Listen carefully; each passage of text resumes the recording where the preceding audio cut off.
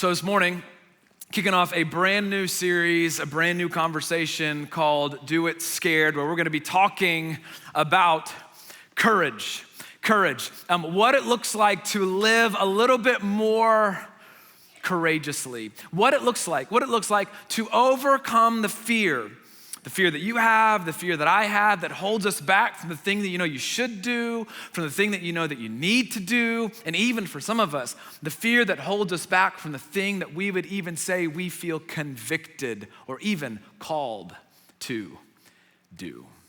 Courage. Now, really quickly, I want to tell you what the series is not about. The series is not about eliminating the fear that holds you back from what you should, need, or feel convicted or called to do. This isn't about eliminating fear. Eliminating fear is kind of like, that's not how it works. You can't just say, well, don't be scared anymore, because there's probably a really good reason why you have that fear, okay? It's just eliminating fear isn't necessarily helpful, because here's the other thing. If you're talking about doing something that you should do, doing something that you need to do, doing something you feel convicted to do, if you wait until the fear goes away to do it, you're never going to do it. I'm never going to do it. Waiting for fear to be eliminated to take a step basically just means we're never going to take a step. So this series isn't about eliminating fear. This series is about overcoming fear, and that is different. Overcoming fear is what courage is, because courage, the definition, courage is not the absence of fear. Courage is moving forward even in the face of fear. Courage is not waiting for my fear to subside. Courage is not waiting for my fear to be eliminated. Courage is, hey, I've got something that is holding me back from what I know I should do or need to do. And so in the face of that thing that scares me the most, I'm going to take a step anyway. In other words, courage is when you do it scared. And over the next few weeks, I want to talk about what that might look like for you and for me, because I believe on the other side of a courageous step that you or I might be afraid to take, that there is something that God has for you and for me. That on the other side of a courageous step, we might learn a little bit more of what is actually required if we say that we follow Jesus. And on the other side of a courageous step could be something for you, for your faith, for others, and even for the kingdom that Jesus came to establish. Our house, we have a crawl space, 3-foot dungeon of doom under our house. And before we bought our house, the previous owners, they added on an addition, a sunroom, which is awesome. So the sunroom has a crawl space. The only thing they didn't do was extend the hose connection to now the new back of the house. It's still under the old back of the house, which means it's 15 feet into a crawl space that I'm terrified of. And I don't do things that could bite you. It's a pretty reasonable way to live my life. You know what I mean? So that includes spiders. It doesn't include toddlers. I have a few of those. But spiders, I don't know why. I have an irrational fear of spiders. I feel like they are the predators and I'm the prey. I don't like them. I don't do spiders. And spiders, basically, their habitat basically is crawl spaces. That's verified. You can look that up. That's where they live. So a few years back, we resodded our backyard, which means I had to get the hose out and sprinkler. You got to water that thing day and night.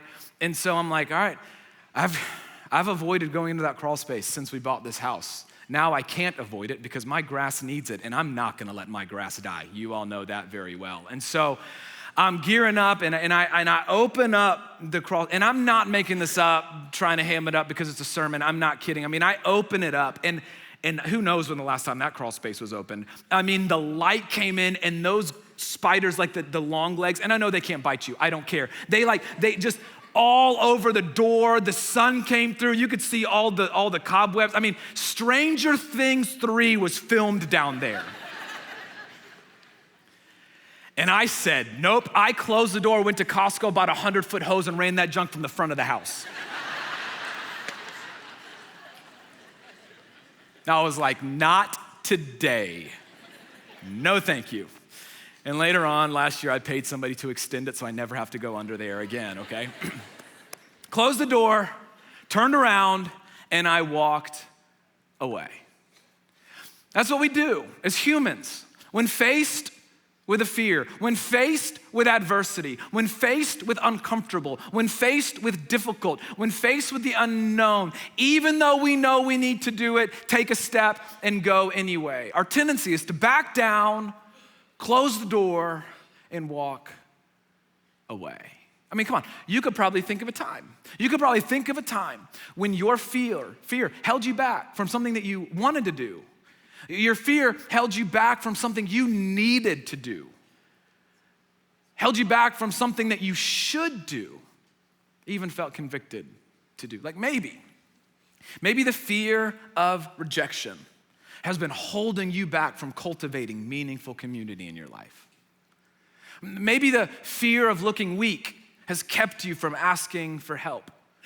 The fear of failure has kept you from trying that thing. Fear of failure has kept you from putting your name in the hat for that interview or for that job that you're just like, I feel like this is what I need to be doing. Or maybe some of you, the fear of failure has kept you from signing up to volunteer at church.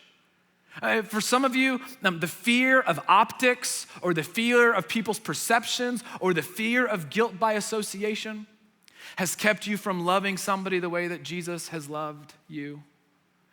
Maybe the fear of being alone has kept you from ending an unhealthy relationship. Maybe the fear of people's opinions has kept you from following your convictions. The fear of falling behind has kept you from acting with integrity. The fear of conflict has kept you from a hard conversation that you know you just need to have. The fear of awkwardness or people's reactions has kept you from being honest about something, has kept you from working towards reconciliation with somebody that you've been at odds with for far too long. Or maybe for some of us, the fear of awkwardness has kept us from sharing our faith. Maybe the fear of not being in control. For some of us at a very high level, the fear of not being in control has kept us from faith altogether. Like the fear of what if Jesus really is who he says that he is has just kept us from faith altogether. That's the thing about living courageously. Maybe you're in the room, like, yeah, I'd love to live a little bit more courageous. Here's what's true for all of us. If we all just decided, okay, you know what? Today, tomorrow, this week, this year, I'm going to live a little bit more courageously. Here's what's true for everybody. If you choose to do so, living courageously puts you in vulnerable positions. So what's so scary about it? Like it puts rejection and failure in the realm of possibility. It takes you and me into uncharted territory. It forces us in some instances to kind of take our hands off the steering wheel because no longer are we fully in control of the outcome. And that's uncomfortable. I like being comfortable. Maybe you do too. Comfortable is safe. Comfortable is known. Comfortable is what has been. Comfortable is not rocking the boat. I'm good. I'll get comfortable. But here's the tension that we're going to wrestle with. Courage and comfort cannot coexist. Remember the definition of courage. It is moving forward even in the face of fear, not when the fear is gone. So that means by definition, there is not a situation where you are choosing courage and comfortable at the same time. So why does that matter? Because you're like, well, Sam, all right, cool, whatever. I don't need them to coexist. I'll just stay comfortable. Yeah, gotcha, you know. Here's why this should matter to you and to me, because here's the human tendency. You ready? Isn't it so true that sometimes we can get comfortable in positions that we have no business being comfortable in? You know this just on a physical level. Like you ever laid down on the couch in a weird position that felt comfortable? Then you got up and you moved your elbow and it cracked in 46 different places.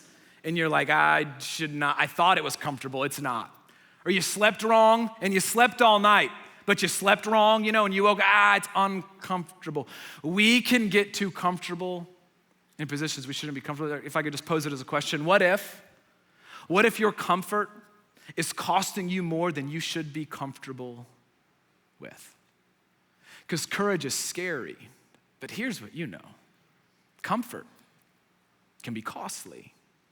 And what if it is costing us more than we should be comfortable with? Because sometimes being comfortable looks like getting used to something that you shouldn't get used to. Sometimes being comfortable is hiding a struggle that is wreaking havoc on your conscience and suffocating your most important relationships. For some of you, being comfortable means ignoring your conviction. Been there, done that. For some of us, being comfortable is missing out on an opportunity we've maybe been praying for. Being comfortable is missing out on opportunity for growth, for influence, for learning. For some of us, being comfortable means keeping money, time, and faith all to myself. Here's what we're so good at doing. Me too. We so often assess the risk of what a courageous step. We assess the risk of a courageous step, but we rarely count the potential cost of our comfort. So, what might your comfort be costing you? Personal or spiritual growth, walking in and finding more purpose, a chance to see God's faithfulness, a chance to see a side of God that you've never seen before, learning from adversity and failure. What might it be costing you? Or what might your comfort be costing others? What relationship is quietly suffering because it's more comfortable to not address the problem or to not address the tension? What relationship is quietly suffering because it's easier to not address the problem in here and with you? Come on, what is your comfort costing others? A healthy marriage? Your relationship with your kids? The gift of reconciliation? Seeing Jesus model to that other person? What is your comfort costing others? Because nothing in the way of Jesus is centered on self, which leads us to the last question. What might your comfort be costing the kingdom? What influence have you not wielded because of your comfort? What opportunity to exercise a God-given gift or passion is being lost because of your comfort? Here's what's true about my life, and I guess it's probably true about your life. My potential and our potential is rarely maximized if we are always comfortable. So, what if your comfort is costing you more than you should be comfortable with? And what should compel you and I to courage? I want to look at this moment that Jesus has in the Gospel of Matthew. It's actually a very famous moment. It is so famous that I actually felt self-conscious about teaching it, because I'm like, they're already gonna know the story, so think of something else. But there wasn't anything better, because this is so good, and this is so rich, and in fact, it is so familiar, it's probably good to go back and to slow down. This could be your first time in church, and I promise you've heard this story.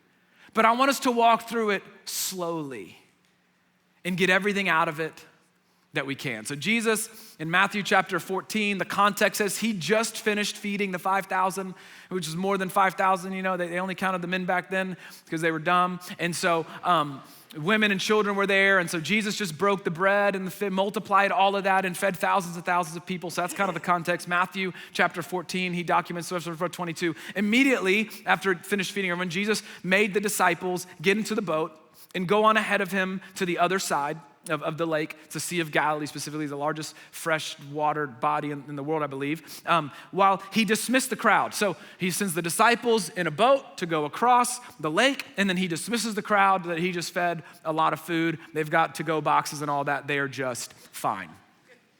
After he dismissed them, he went up on a mountainside by himself to pray. He just did a big miracle, needed a moment by himself. That's a sermon for another day. Later that night, he was there alone, and the boat was already a considerable distance from the land. And it was buffeted, Matthew tells us, by the waves because the wind was against it. So they're out on the lake, disciples are in this boat, and it's kind of getting a little bit stormy, I guess. The wind is picking up, it's not smooth sailing, waves are getting better, the wind is happening, and it's dark, so it's already kind of scary. It's like a crawl space in water. That's terrifying, you know what I'm saying? So shortly before dawn, which would have been in between 3 and 6 a.m., Jesus went out to them, walking on the lake. I love that. He didn't get in a boat. He was probably like, what's the fastest way? Oh, I just keep walking.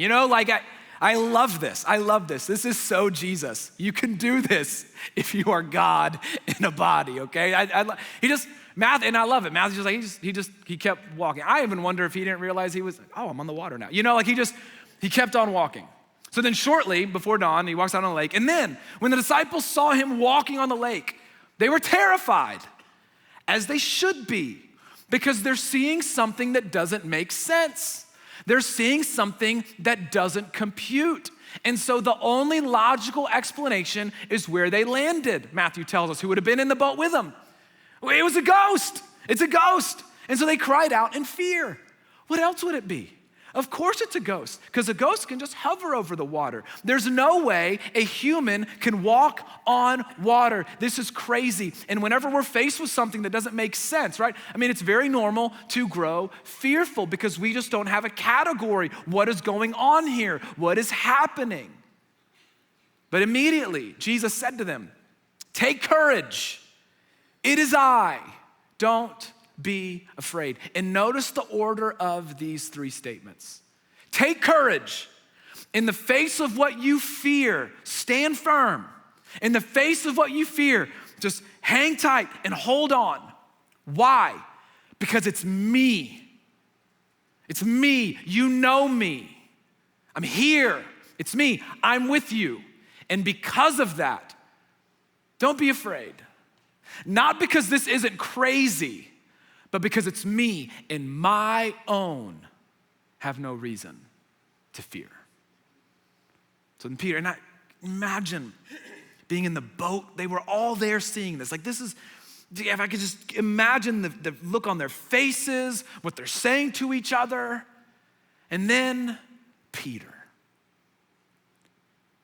He looks out at Jesus and he says, "Okay, Lord, if it's you," this is the point of the whole story. "Lord, if it's you, if it's really you, then tell me to come out onto the water."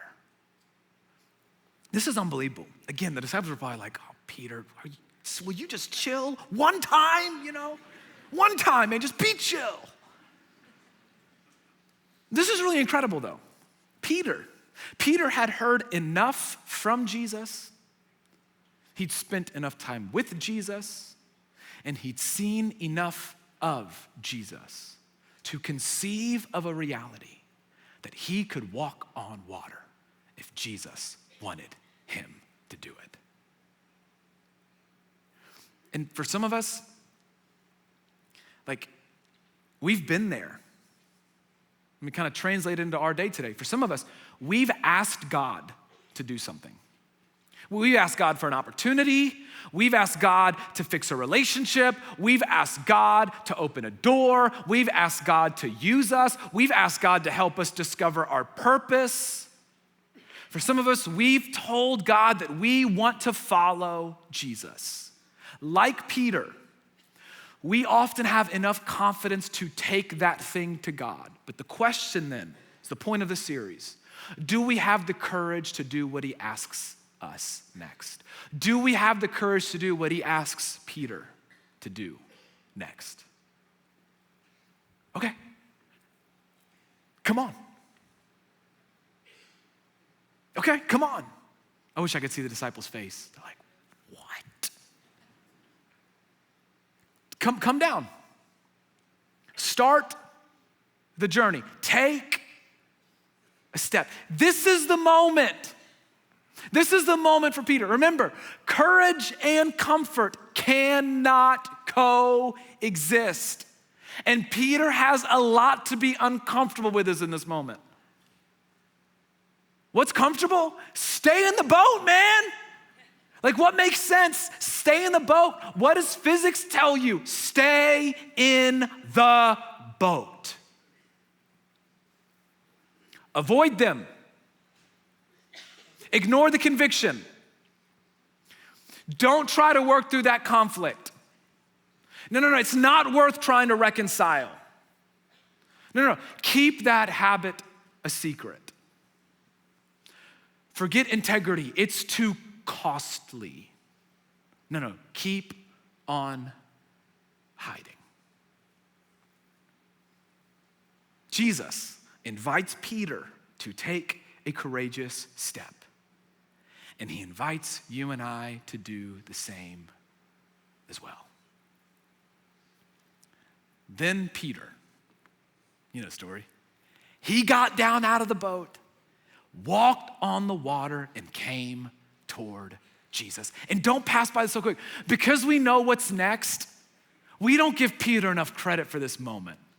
Because this man walked on water more than any of us ever will. If only he knew. He's probably like, y'all do not give me enough credit for those 5 steps. You ever tried one? He's on the water. Like, don't miss this. This is unbelievable.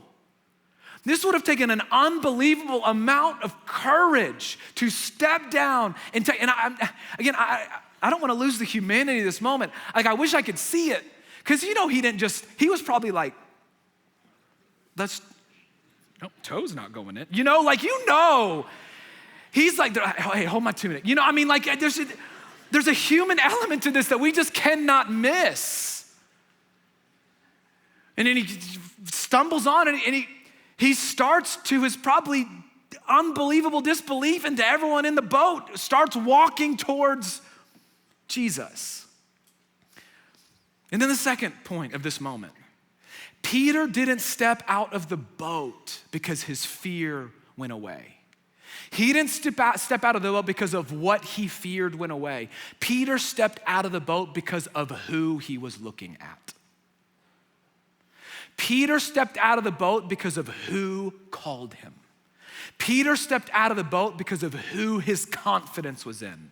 Peter stepped out of the boat because Jesus tipped the scales of his comfort, and he decided to lean in to courage.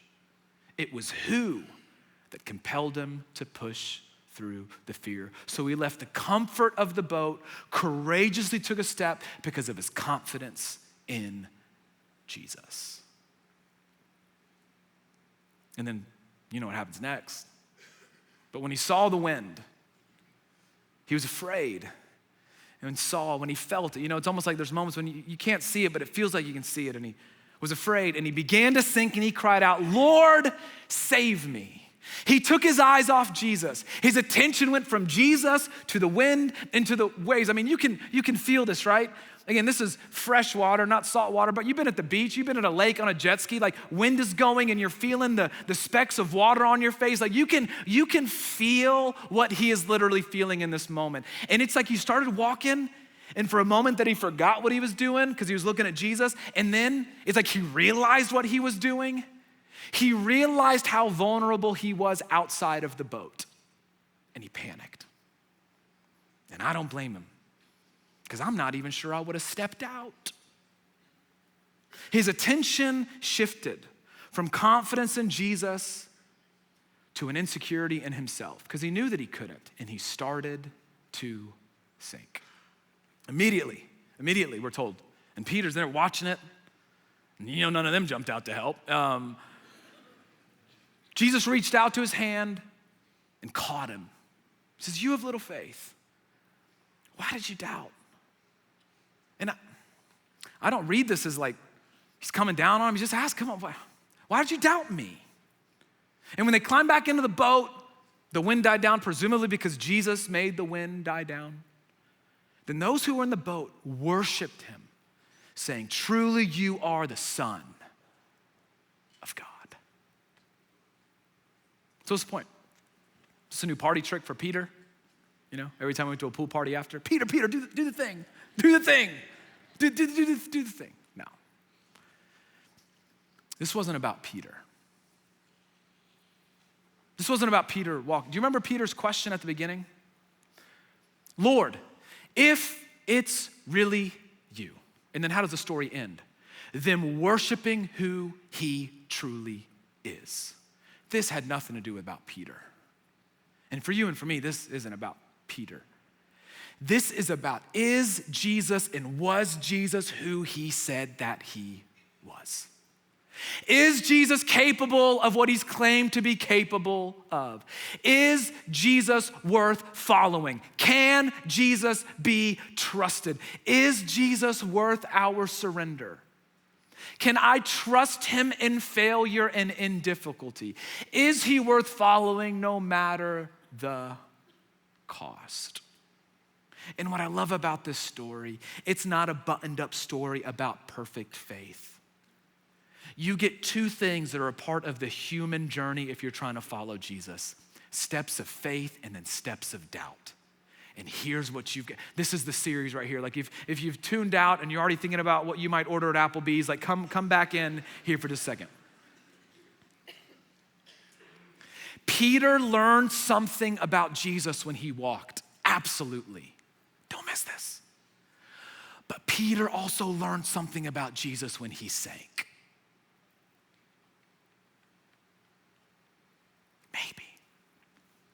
Maybe Peter learned more about Jesus in the sinking than in the walking. And this would not be the last time that Peter would ever doubt. This would be the last time that Peter was scared to try to follow. This would not be the last time Peter would have to exercise courage at the expense of his own comfort. But it was a defining moment that I'm sure he looked back on often. And Peter learned a little bit more that day. He learned a little bit more that day that his Lord and his teacher was good and trustworthy. He learned that he could trust the invitation of his rabbi to follow wherever it may lead, and he had no idea yet exactly where it was going to fully lead to. He learned that Jesus was always close.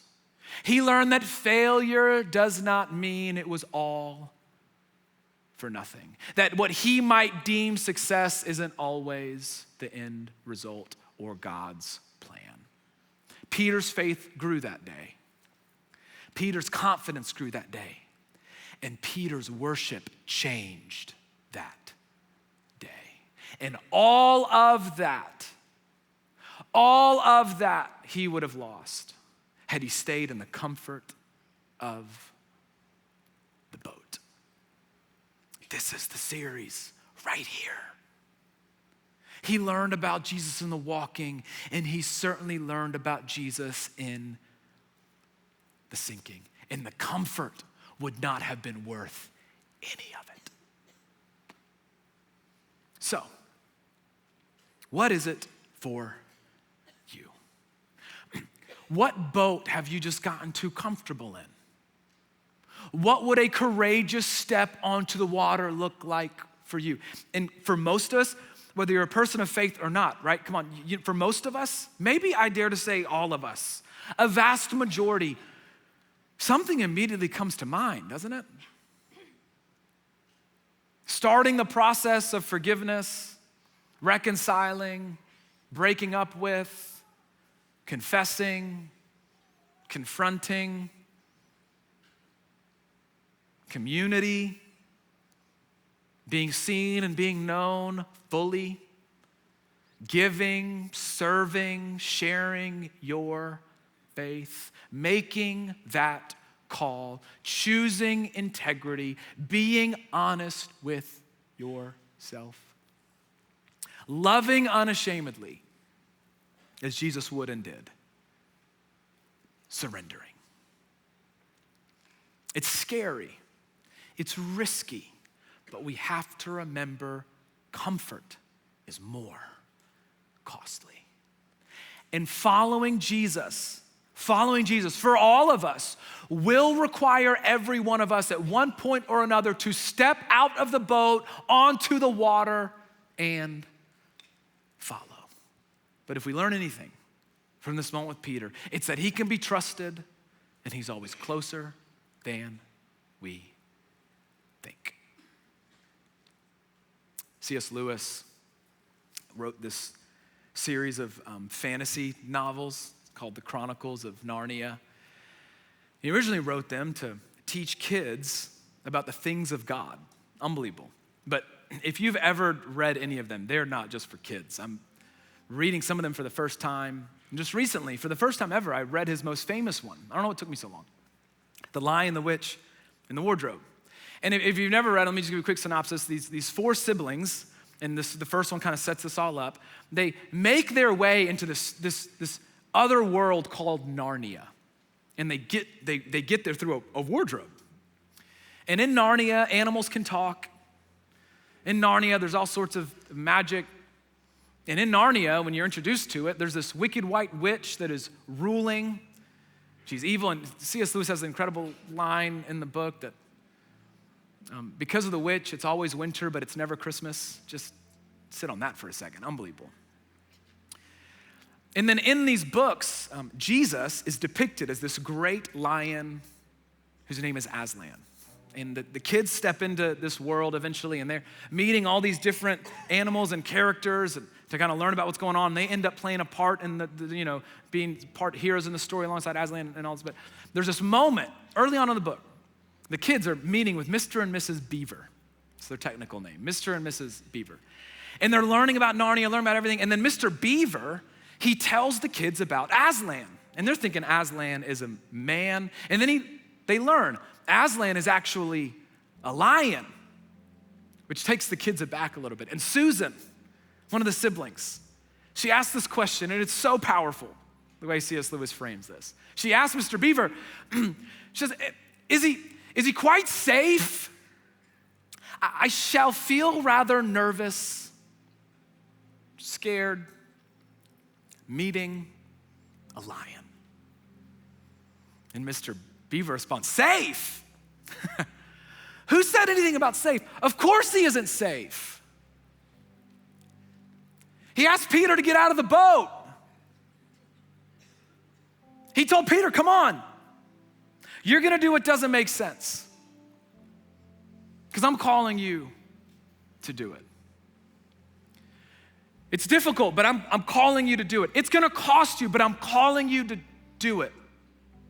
It might hurt at first. It might be awkward. I'm not even gonna guarantee you that it's gonna work out the way that you want it to. But on the other side of your courage, I'm just telling you, there's more for you there. Is he safe?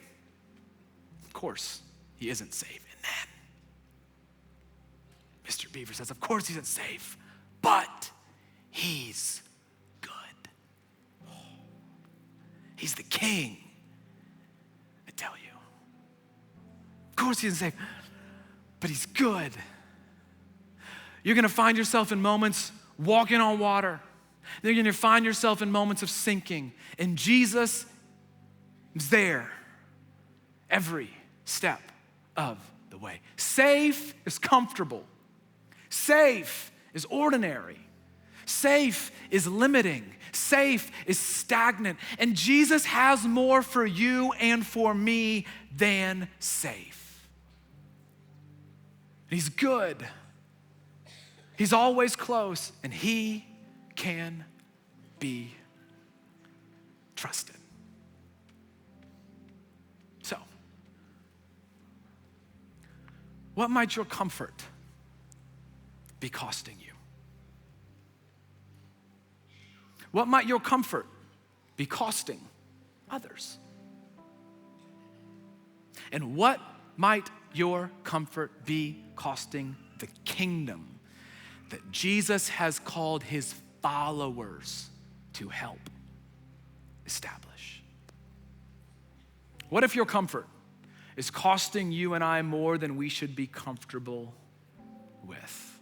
In the journey to follow Jesus, the walking and the sinking, the working out the way that we want it to and not panning out the way that we thought, there will be moments where we're required to step out of the boat and onto the water and follow. And it might be scary, but the comfort is more costly. So maybe, just maybe, we'd all do well to not get too comfortable. Let me pray for you. Heavenly Father,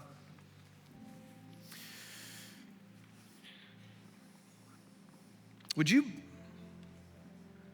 begin to do a work in all of us this morning to illuminate and to maybe point out where this needs to land with us today? Father, would you begin to peel back the layers and show us what we need to do, should do? Remind again what you've been calling us to do. And I pray today, not in one fell swoop, but I pray today would just be the beginning of the journey to cultivate the kind of courage that gets us out of the boat, that stretches the borders of our trust in you, to cultivate the kind of courage that is willing to follow, no matter where it leads, no matter where you lead. May you begin to cultivate in us the type of courage that changes us, impacts those around us, and builds up your kingdom. Thank you for the example of Jesus. Thank you that he can be trusted. Thank you that he's always close. It's in Jesus' name that we pray. Amen.